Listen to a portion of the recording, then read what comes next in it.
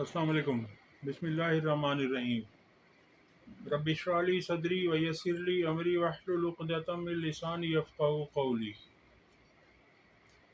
नून league और peoples party की देरीना ख्वाहिश थी कि तहरीक इंसाफ पर पाबंदी लगाई जाए। इन्होंने अपनी पूरी सियासी क़ुव्वत लगा कर देख लिया कि तहरीक इंसाफ इनसे किसी तौर हार नहीं रही। जब तहरीक इंसाफ का ये सियासत में मुकाबला नहीं कर सके, इन्होंने हत्तुल इम्कान कोशिश की। इन्होंने पीडीएम के दौरे हुकूमत में 13 जमातों के साथ मिलकर एड़ी चोटी का जोर लगा लिया, तहरीक इंसाफ को हराने की कोशिश की, मगर ये सब नाकाम हुए। पाकिस्तान की तकरीबन तमाम जमातें इनके साथ थीं, मगर फिर भी तहरीक इंसाफ अकेली इन पर हावी रही। उसके बाद इन्होंने तहरीक इंसाफ को बैन करने के लिए, तहरीक इंसाफ को कुचलने के लिए, तहरीक इंसाफ को तोड़ने के लिए, तहरीक इंसाफ के हिस्से बखरे करने के लिए इन्होंने 9 मई की साजिश तैयार की और 9 मई की साजिश को पाए तकमील तक पहुंचाया। मगर उसमें भी चूंकि हक हक होता है, अल्लाह ताला हक और इंसाफ के साथ होता है, वो तमाम साजिश इनकी बेनकाब हो गई। अदालतों ने 9 मई के बयानिए को उठा कर फेंक दिया। उसके बाद इन्होंने डी चौक सानहा करवाया और भी छोटे छोटे हुए। 25 मई को इन्होंने किया जो कुछ, वो भी आपके सामने है। उसके बाद ये डी चौक का हुआ, यहाँ पर भी इन्होंने कोशिशें की। इन्होंने बयानात दिए कि तहरीक इंसाफ के लोगों के पास असले हैं, शॉर्ट गन्स हैं। एक साहिबा ने तो ये शॉर्ट गन का कह दिया, असला है। लेकिन आलमी मीडिया की रिपोर्टिंग भी आपके सामने है और कोई फुटेज ऐसी नहीं मिली जिसमें तहरीक इंसाफ के कारकुनान के पास सिवाय चंद एक के गुलेलों के कुछ भी उनके पास नहीं था, या चंद एक के पास डंडे थे जो सोशल मीडिया पर दिखाई दिए। इसके अलावा कुछ इन्हें नहीं मिला। अब इन्होंने क्या किया है कि नून लीग और पीपल्स पार्टी का बलूचिस्तान असम्बली में तहरीक इंसाफ पर पाबंदी लगाने की करारदाद पेश करने का फैसला। क्योंकि जब आप सियासी हरीफ को सियासी मैदान में शिकस्त न दे सकें तो फिर आप इस तरह के ऊंचे हथकंडों पर उतर आते हैं। आप ये शौक भी पूरा कर लें। तहरीक इंसाफ को दबाने के लिए, कुचलने के लिए, क्रश करने के लिए आपने कौन सा हरबा इस्तेमाल नहीं किया। आपने हर जायज़ और नाजायज़ हरबे को इस्तेमाल किया, मगर आपको मुंह की खानी पड़ी।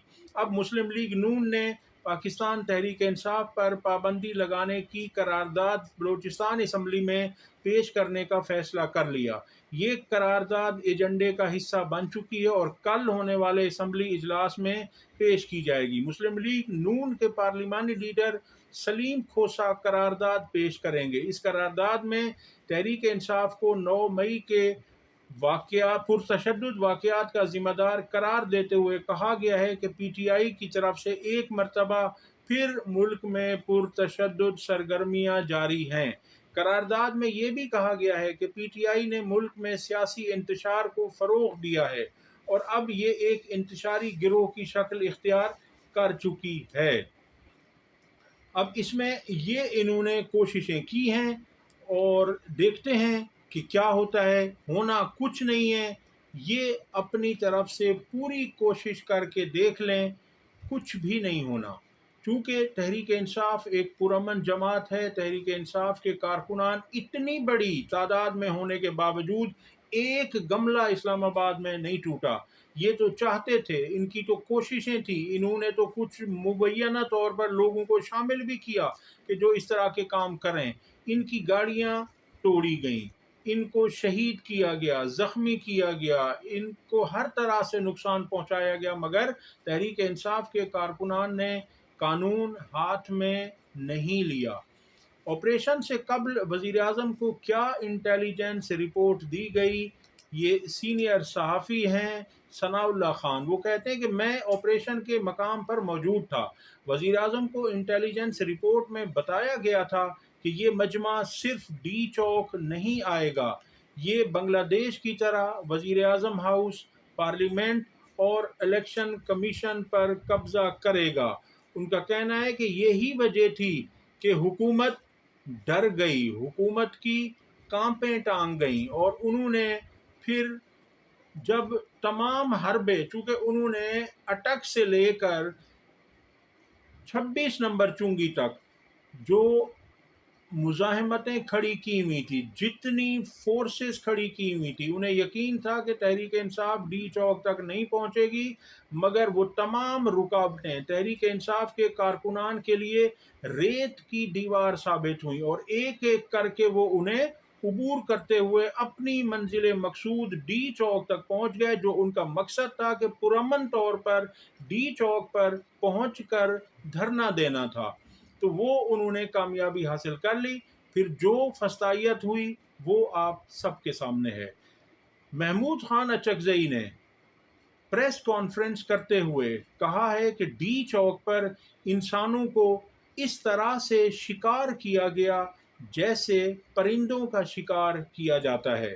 محمود خان اچکزئی کا بڑا بیان کہ شہباز بھائی خدا کو مانو، رحم کرو ملک پر، استعفیٰ دے دو، چھوڑ دیں عمران خان کو، آزاد کر دیں عمران خان کو، جتنے دن آپ عمران خان کو گرفتار رکھیں گے آسمان پر جائے گی عمران خان کی پاپولیرٹی۔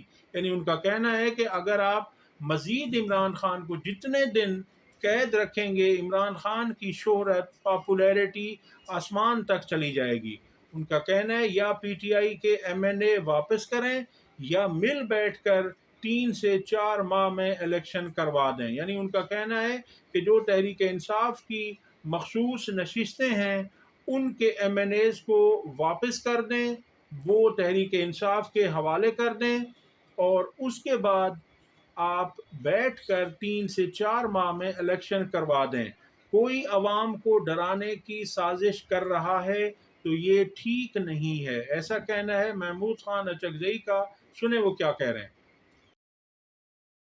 شہباز بھائی خدا کو مانو، رحم کریں اس ملک پر، رحم کریں ملک پر، استعفیٰ دے دیں، چھوڑیں عمران خان کو، آزاد کر دیں۔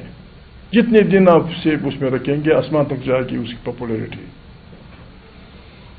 یا ان کا مینڈیٹ واپس کر دیں یا مہربانی کر کے بیٹھیں ساری پارٹیاں اور 3-4 مہینے میں الیکشن کرا دیں۔ پرواہ نہیں، آسمان نہیں گرے گا، عمران جیت جائے گا، جیت جائے، پرواہ نہیں۔ جی، وہ مزید کہتے ہیں کہ عمران خان کو اچھا سمجھو یا برا، انہیں پاکستان کے کروڑوں لوگوں نے ووٹ دیا ہے، پنجاب میں بھی واضح ان کی اکثریت ہے، اور پی ٹی آئی احتجاج کے لیے ہزاروں کارکنان ڈی چوک پر پہنچے۔ ان کا کہنا تھا کہ انیس شہزاد، ستی، مبین اورنگزیب، عبد القادر، ملک صفدر، احمد ولی، محمد الیاس اور عبد الرشید کے نام سامنے آئے ہیں۔ ان کے علاوہ درجنوں ہیں، درجنوں کو شہید کیا گیا۔ ہم یہ بات نہیں کرتے، لیکن ایسا کیوں کیا گیا، سوال یہ پوچھتے ہیں۔ ان کا مزید کہنا تھا کہ اگر کوئی اپنی بندوق یا بھاری ہتھیاروں سے ہمیں ڈرانے کی کوشش کر رہا ہے تو یہ ہمیں قبول نہیں ہے۔ یہ ایسا کہنا ہے محمود خان اچکزئی کا۔ انہوں نے حکومت کو کہا کہ حکومت ہوش کے ناخن لے اور جو حقیقت ہے اسے تسلیم کیا جائے۔ اگلی خبر آپ کے سامنے رکھتے ہیں کہ سینئر صحافی مطیع اللہ جان کے بعد ایک اور صحافی شاکر محمود آوان کو گھر سے نامعلوم افراد نے اغوا کر لیا۔ گھر میں لگے کیمرے توڑ دیے گئے، ان سمیت ان کی بیوی کے موبائل فون بھی قبضے میں لے لیے گئے۔ شہباز شریف کہتے ہیں کہ سپہ سالار تاریخ میں پہلی مرتبہ حکومت سے یکجان 2 کالب جڑے ہوئے ہیں، اس کے بغیر یہ نہیں ہو سکتا تھا۔